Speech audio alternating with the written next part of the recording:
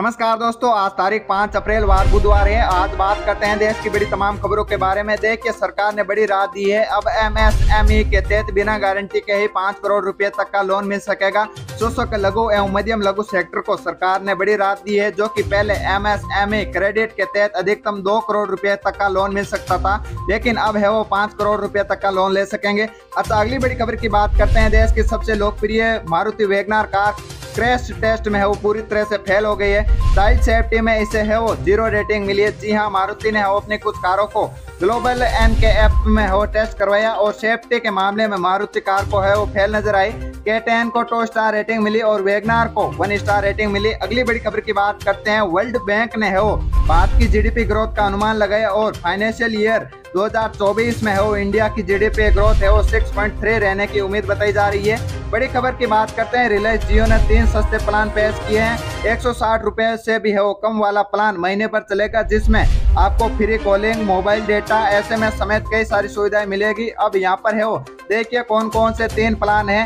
28 दिन में है वो वैलिडिटी के वाला प्लान है वो, जिसमें आपको 2 GB डेटा मिलेगी और 84 दिन वैलिडिटी वाला प्लान है जिसमें 6 GB आपको डेटा मिलेगी। 336 दिनों वैलिडिटी वाला प्लान है जिसमें आपको क्रम से 155, 395 और 1559 रुपए का है वो यहाँ पर ये प्लान देखने को मिले। अगली बड़ी खबर की बात करते हैं। सरकार ने कच्चे तेल पर है वो विंडफॉल टैक्स को यहाँ पर खत्म कर दिया गया है। डीजल पर लगने वाले टैक्स में भी है वो कटौती की है। सरकार की ओर से एक नोटिफिकेशन जारी करके जानकारी दी गई है और 4 अप्रैल से ही ये विंडफॉल टैक्स को हटाने का है वो फैसला लिया गया है। यानी कि केंद्र सरकार ने वो भी कच्चे तेल पर, वुड ऑयल पर है वो विंडफॉल टैक्स का यहाँ पर है वो पूरी तरह से खत्म कर दिया गया है। जबकि इससे पहले है वो कच्चे तेल पर है वो 3500 रुपए प्रति टन विंडफॉल टैक्स लगा रहा था। हालांकि टैक्स की कटौती से वो चलते पेट्रोल और डीजल सस्ता नहीं होगा, मतलब ज्यादा इस पर फर्क नहीं पड़ता है। अगला बड़ी खबर की बात करते हैं। पूर्व क्रिकेटर आकाश चोपड़ा कोरोना पॉजिटिव हो गए। उन्होंने वो खुद सोशल मीडिया पर पोस्ट करके इस बात की जानकारी दी। अब वह कमेंट्री नहीं कर पाएंगे। और आपको बता दें कि राजस्थान के मुख्यमंत्री अशोक गहलोत और पूर्व मुख्यमंत्री वसुंधरा राजे सिंधिया दोनों कोरोना संक्रमित हो गए हैं। और इसके बाद अशोक गहलोत ने कहा कि राज्य में कोरोना के केस बढ़ रहे हैं, सावधानी बरते। ज्यादातर है वो मरीजों में राजस्थान में नया वेरिएंट मिल रहा है। वैसे राजस्थान में वो स्वास्थ्य का अधिकार को लेकर भी है वो राज्य सरकार और चिकित्सकों के बीच सहमति बन चुकी है। आखिरकार 16 दिनों बाद डॉक्टरों की हड़ताल है वो खत्म हो गई। अब है वो हॉस्पिटलों में सेवाएं वापस चालू हो पाएंगी, क्योंकि डॉक्टरों और सरकार के बीच 8 बिंदुओं पर है वो समझौता हो चुका है। अगली बड़ी खबर की बात करते हैं। कल सिक्किम में बड़ी दुर्घटना हो गई है। एवरेस्ट के चलते 7 टूरिस्ट की है वो जान चली गई। सिक्किम के अंदर वो चीन के बॉर्डर के पास है वो बड़ा हादसा हो गया। BRO ने है वो 23 पर्यटकों को है वो यहाँ पर रेस्क्यू किया है। इसमें है वो 11 गंभीर रूप से घायल है, जिसका इलाज है वो चल रहा है। सिक्किम में है वो नाथुला में ये है वो हिमस्खलन हुआ है और यहाँ पर है वो 7 पर्यटकों की जान चली गई है। देश के प्रधानमंत्री मोदी ने भी है वो यहाँ पर इस घटना का है वो दुख जाहिर किया और मृतकों के प्रति वो संवेदना व्यक्त की और शोक जताया और बचाव अभियान भी अभी भी जारी है। अगली बड़ी खबर की बात करते हैं। हमारे देश में हो सरकारी बैंकों में 35 करोड़ रुपए ऐसे पड़े हैं लावारिस है, मतलब जिनका कोई भी मालिक नहीं है। अकाउंट जिन बैंक खातों में कोई भी ट्रांजैक्शन नहीं हो रहा है, कोई भी है वो इन खातों के हालचाल नहीं पूछता है। इनमें कई ऐसे भी लोग हैं जो इस दुनिया को छोड़कर चले गए, जिनके पैसे है वो खातों में पड़े हुए हैं। इस तरह का है वो 3500 करोड़ रुपए है वो अलग अलग है वो बैंकों में जमा किया हुआ है।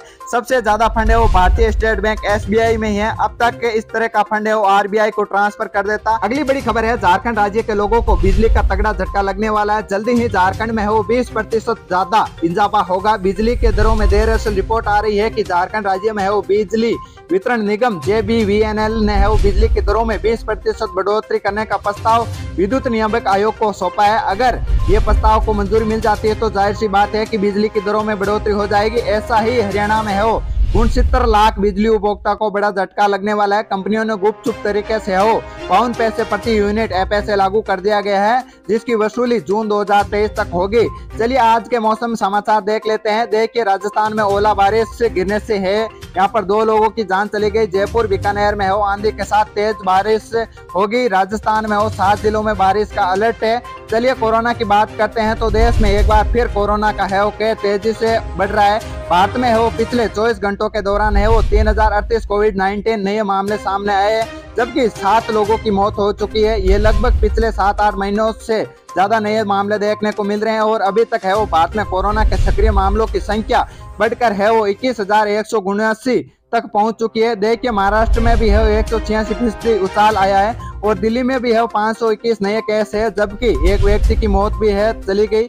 दिल्ली एनसीआर में है वो नए मामले है, उत्तराखंड में भी है वो बड़ी संख्या में देखने को मिले। हरियाणा में भी कोरोना के मामले देखने को मिले, 152 नए केस है वो हरियाणा में देखने को मिले। छत्तीसगढ़ के गर्ल्स कॉलेज में है वो हॉस्टल में है, यहाँ पर 19 छात्राओं को कोरोना पॉजिटिव आया। प्रदेश में है वो यहाँ पर छत्तीसगढ़ में 155 मरीज है वो सक्रिय है।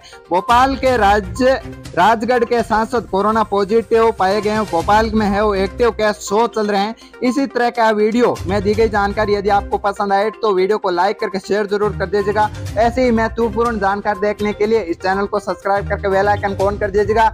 इस वीडियो में बस इतना ही, मिलते हैं एक नई वीडियो नए अपडेट के साथ। तब तक के लिए जय हिंद, जय भारत, वंदे मातरम।